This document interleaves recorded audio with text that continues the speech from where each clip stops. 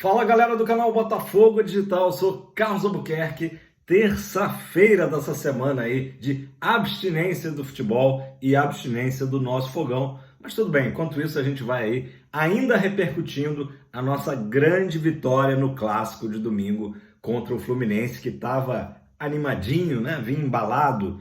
E muito interessante, né? A gente recordar o que eu já falei aqui ontem. O Fluminense só teve 2 derrotas em casa, né, no Maracanã, esse ano, justamente as 2 derrotas nos 2 jogos contra o Fogão. Isso mesmo, somos aí uma pedra no sapato do tricolor. Galera, antes de começar aqui de falar as notícias, né, dessa segunda-feira, tudo que rolou, repercussão do clássico, ontem à noite chegou aqui, eu comprei um negócio muito legal, que são os cards. Vou mostrar aqui para vocês. Como é que os blogueiros fazem? Uns cards com craques do Botafogo. Olha, tá em ordem alfabética aqui, eu deixei. Começa com Afonsinho e vai até Flávio Ramos, né? Pelo sobrenome Ramos, é o último. Então, deixa eu ver, são 55 cards, tá? E teve uma primeira leva de 100 kits que já estão esgotados, tá? Só que, obviamente, pelo sucesso de vendas desses 100 kits, eles vão, acredito que, fazer uma nova remessa, tá? Então, quem tiver interessado, é muito legal o card pelo seguinte. Deixa eu pegar aqui, olha. Carlos Alberto Santos, que já é da minha época. Carlos Alberto Torres, que não é da minha época, né? Peguei ele só como técnico do Fogão da Conmebol. O Capita, né? Saudoso Capita. Um dos maiores laterais direitos da história do futebol, revelado pelo Fluminense, foi jogar no Santos de Pelé em 65 e ficou até 7-4, eterno capitão do Tri na Copa do Mundo de 70 no México. E aí por aí vai e tal. Tem uma descrição bem bacana, tá? De cada jogador. É difícil, né? Porque o Botafogo é o time que tem mais ídolos e craques, né, ao longo da história. Ó, Carlos Roberto, Didi, Dirceuzinho, Dodô, artilheiro dos gols bonitos, atualmente exercendo a função de comentarista, depois Donizete Pantera. Muito legal essa coleção. Na verdade, eu comprei para o meu pai, já que tem craques do passado, né? Mas eu tô, antes de eu passar para ele o presente, como eu já abri, né? Não resisti, eu vou dar uma checada aqui, uma paquerada nos cards. Então, quem quiser seguir no Instagram, tá? Isso aqui não é jabá, não é propaganda, é porque realmente eu achei legal o trabalho. Essa iniciativa, o arroba deles é o seguinte: BFR_cards, tá? BFR_cards. Já está sendo preparado, inclusive, mais um kit com outros 55 craques do Fogão históricos, né? De todos os tempos. Dos mais recentes tem o próprio Joel Carli, que hoje, né, está exercendo a função de auxiliar do Botafogo, né? Então tem a galera mais recente, ó, tô vendo aqui Sidorf, né? E é como a moda antiga, tinha esses cards, né? Eu acho que vinha no chiclete ping-pong, né? Tinha, enfim, era uma coisa assim da galera old school, né? De cards de jogadores, ó, o Alemão, que inclusive foi citado aí no vídeo. Quem não viu ainda, confere lá o vídeo que eu lancei no domingo à noite, o vídeo que eu fiz lá na Paraíba, né? E aí foi comentado o Botafogo do Alemão, Ricardo Rogério de Brito, olha. E olha que eu falei lá na hora o nome dele inteiro, não tinha o card ainda, viu? Amarildo Possesso, o Alemão foi um grande ídolo. Alemão, Josimar, né? Jogaram a Copa de 86. Aquela altura ali eu tinha 13 anos, né? A idade atual da minha filha. E o Botafogo estava naquele jejum de títulos, né? Absurdo, né? Que só foi ser quebrado em 89, esse jejum. Então, em 86, eu digo assim de coração que o Josimar e o Alemão, naquela Copa, representaram demais a nossa paixão, né? A minha paixão pelo Botafogo. Foi emocionante. Eu lembro que durante muito tempo eu tinha uma fita de videocassete gravado os gols do Josimar, né?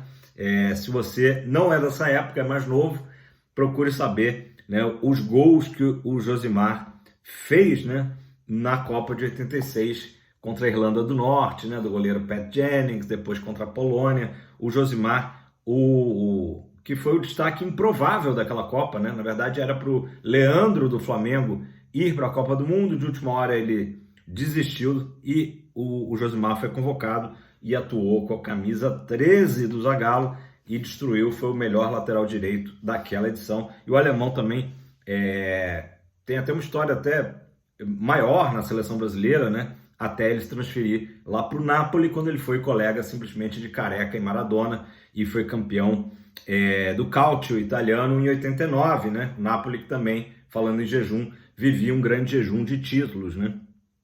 Então é isso, galera, muito legal essa coleção BFR Underline Cards e o slogan deles é Colecionando Ídolos desde 1904. Bacana. Para quem estiver interessado, como eu falei, já está esgotado. Eu paguei, se não me engano, esse kit é R$65, tá? Para 55 cards e ainda tem claro, o frete, então deu ali mais ou menos R$76. Chegou rapidinho, beleza? Pessoal, vamos às notícias, né? Recentemente houve, né? De novo foi ventilado o nome do Marcos Rocha no Botafogo, mas o PVC lá no UOL disse que até onde ele sabe, o PVC sabe muito, o Marcos Rocha, lateral direito, renovou por mais um ano com o Palmeiras, tá? Isso seria um pedido do Abel Ferreira. Marcos Rocha que tem contrato até dezembro, mas já teria renovado. Então, eu vi também que muita gente aqui comentou, né, que acha que o Marcos Rocha já é um jogador muito veterano para o Botafogo trazer. Lembrando que o Botafogo tem para a posição hoje, né, lateral direito, o Di Plácido, o Matheus Ponte e o Rafael, que está aí em fase de recuperação, né? Pessoal, mais uma notícia aí extra-campo, né, na área das finanças e que é muito boa para o Botafogo. Como é bom dar uma notícia dessa, é que o Botafogo já pagou mais de 5 milhões de reais, tá, ao São Paulo, de uma dívida aí que estava, né, durando anos, aí estava se prolongando, e a informação é do canal do Nicola, tá, de ontem. Então, a dívida, na verdade, era de 7,5 milhões de reais, tá? Caiu para 6 quando o Botafogo, em fevereiro, vocês lembram, emprestou o Erisson, né? Então fez esse acordo aí, o Botafogo não recebeu pelo empréstimo, mas abateu a dívida em 1,5 milhão, né? E agora o Textor fez uma série de pagamentos, falta só pagar 250 mil reais, tá? Que é menos de 50 mil dólares, então tá pertinho aí do Botafogo zerar essa dívida com o tricolor paulista, tá? O que tá ainda em aberto, né? Mas vai ser pago, calma, é justamente o Botafogo contratou junto ao clube do Morumbi o Tietê e o Lucas Perry, né? Então ainda tem umas parcelinhas ali em aberto, logo serão pagas. Isso é muito bom, galera, porque a gente vê aí, né, exemplos de SAF que estão complicados, né? Exemplo aqui próximo da gente é do Vasco, né, da 777, atrasando pagamentos, né? E o Botafogo, graças a Textor, né, e proteção divina à estrela solitária, o Botafogo não só, né, montou um grande time, disputando o título do brasileiro, mas também está pagando as suas dívidas, né, dívidas trabalhistas, enfim. Isso é fundamental para que o Botafogo respire nos próximos anos e ande com as próprias pernas nos próximos anos. Essa é a intenção do Textor, né? Não vai precisar ficar injetando, né? Até por contrato mesmo, não vai precisar ficar injetando dinheiro no Botafogo. Claro que ele vai continuar contratando jogadores, né? Mas não vai ter essa questão de pagar dívidas, né? Pessoal, o Botafogo lançou ontem, né, no YouTube, finalmente, quem aí estava com saudade dos bastidores da Botafogo TV, da grande vitória no Clássico, né? Então foi muito legal a gente ver o clima no vestiário, voltou aquele alto astral, aquela festa toda, a festa da torcida do Botafogo foi brilhante, né? Digna de nota, realmente, a participação da galera alvinegra, 4.000 botafoguenses que fizeram uma festa que até os tricolores, tem vídeos aí viralizados, os tricolores filmando a festa da torcida do Botafogo, né? Impressionados, né? Então, bastidores, quem não viu ainda, veja, né? Muito legal. Lembrando que não tinha bastidores, né, do Botafogo profissional, né? Desde a vitória na 21ª rodada, né, do 3-0 em cima do Bahia, fazia tempo. Pessoal, o Celso Unzelt, que é comentarista da ESPN, né, comentou ontem também o que a gente já falou aqui, né? Que o Botafogo voltou a ser Botafogo e também, obviamente, que a característica principal desse time, né? A transição rápida, quer dizer, toma a bola e parte com velocidade para o ataque, que aliás é uma característica histórica do Botafogo, né? O contra-ataque, né? Então, esse time não foge a essa regra e agora a gente viu o Botafogo do primeiro turno, né? De volta no domingo. Obrigado, Luiz Flávio e Carly. E ainda o Celso completou que o Lage tinha uma paranoia que se as coisas dessem errado, iriam para conta dele. Mas é justamente isso, ele já deveria saber disso, desde que assumiu, foi a tônica da coletiva de apresentação dele, né? O grande desafio do Lage era justamente manter, né, o carro andando da maneira que estava, né, na estrada, né, não precisava inventar, não precisava turbinar o carro, era só seguir andando e ele não conseguiu fazer isso. Então não dá para entender essa paranoia que o Celso citou, mas que de fato parece que existia, né? A grande responsabilidade do Lage era, né, fazer o feijão com arroz, acabou não conseguindo. Aliás, o Rizek, André Rizek, postou ontem, né? O GE postou ontem no Instagram, também uma fala muito legal do Rizek. A comparação dele não foi carro, foi um prédio em construção, né? Esse Lage não foi um bom construtor, que o prédio já estava ali, né? Sendo construído, era só terminar o prédio. Foi a comparação que o Rizek fez. E ele colocou essa vitória do Botafogo, o André Rizek, no top 5 de vitórias do Botafogo no campeonato. Dessas 5 vitórias que o Rizek destacou, a única sob o comando do Bruno Lage, que ele considera que foi uma partida aí realmente memorável, foi aquele 3-1 contra o Internacional no Newton Santos. Eu tendo a concordar, realmente aquele jogo o Botafogo foi muito bem, né? As outras 4 vitórias já foram com Luiz Castro, né? Pessoal, o Zinho, né, ex-jogador, comentarista também da ESPN, foi na mesma linha do Celso Unzetti e falou que o Lage estava atrapalhando, né, o que já estava bom, por isso o Botafogo oscilou tanto e o Luiz Flávio fez de fato o feijão com arroz, tá? Ainda sobre a partida, o Zinho comentou o seguinte: o Botafogo teve as melhores chances de ampliar, mesmo com o Fluminense crescendo no segundo tempo. E no final, né, segundo o Zinho, as duas torcidas, Botafogo e Fluminense, saíram felizes do Maracanã. São momentos diferentes, né? A torcida do Fluminense tá, obviamente, com foco na final da Libertadores, dia 4 de novembro, contra o Boca Juniors, né? E a torcida do Botafogo viu o Botafogo de volta ao campeonato. De novo, o Botafogo precisava disso, dizer, olha, esse campeonato é nosso, não vamos dar brecha para ninguém, né? Então, é isso aí que o Zinho estava se referindo. Ontem, no Redação Sport TV, o meu xará, Carlos Eduardo Mansur, ele falou o seguinte: ele sai um pouco desse pensamento aí geral da mídia, tá? Ele acha que... ele considera que a performance do Botafogo com o Lage não foi o que derrubou o Lage, e sim fatores aí, decisões erradas dele, né? Acaba que uma coisa está ligada à outra, mas também aquela coletiva de imprensa com o Flamengo, né? Que a gente já falou aqui várias vezes, mas o Carlos Eduardo Mansur acha que não foi tão ruim assim a performance. Eu discordo do meu xará nesse ponto, eu acho que a performance foi ruim sim. Ele tentou comparar assim, mas teve no primeiro turno jogos que o Botafogo venceu, né? Um exemplo, o jogo com o Cuiabá, sem jogar bem. Ou o Grêmio venceu sem jogar bem, mas não dá para comparar a atuação, por exemplo, do Botafogo e Grêmio e Botafogo, com a atuação do Botafogo e Atlético Mineiro na Arena MRV. Não dá para comparar, né? Como não dá para comparar contra o Corinthians, né? Mas o Carlos Eduardo Mansur considera que o Botafogo, por exemplo, fez um bom jogo com o Flamengo, de fato fez, mas o que minou o Lage foi justamente as decisões erradas, a escalação do próprio... ele até tentou achar uma explicação para a escalação do JP Galvão naquela partida, mas todo mundo que estava assistindo ali viu já no primeiro tempo que não estava dando certo aquele lado ali do Botafogo, Segovinha e JP, e o Bruno Henrique estava endiabrado naquele dia, né?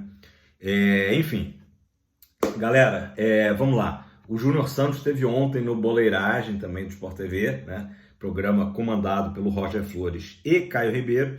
E o Júnior Santos estava muito à vontade, um cara sempre descontraído, muito legal, né? Ele que foi eleito pela torcida craque do jogo, né? Na transmissão da Globo, Tiquinho Soares venceu pelo Botafogo, né? Pela votação da torcida. Em redes sociais, Júnior Santos, e aí eu concordo, Tiquinho é hors concurso, Tiquinho não devia nem concorrer, né? O Júnior Santos foi o craque da partida. Então, o Júnior Santos comentou o seguinte: o lance do gol dele, né? Que ele entra, faz o facão, né?